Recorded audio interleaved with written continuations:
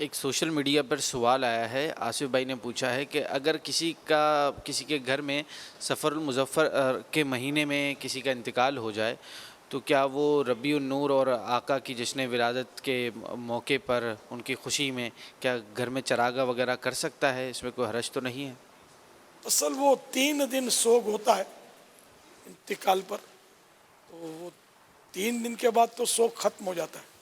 اب چراغاں کا تعلق ہے جہاں تک، یہ تو سرکار صلی اللہ تعالیٰ علیہ وآلہ وسلم کی تعظیم کی نیت سے کیا جائے، اس میں کیا حرج ہے چراغاں کرنے میں؟ لیکن عوام کی تنفیر کا خیال رہے، عوام کڑ کرتی ہو پھر احتیاط کرے، لیکن ناجائز بھی نہ سمجھے اس کو۔ اگر خاندان میں پڈا ہو، فساد ہو اور بگاڑ پیدا ہوتا ہو تو پھر چراغاں کرنا کوئی فرض و واجب بھی نہیں ہے، ایک مستحب کام ہے۔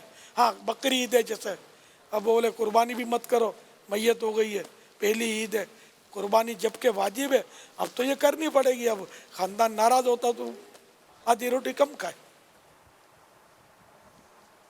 قربانی کرے۔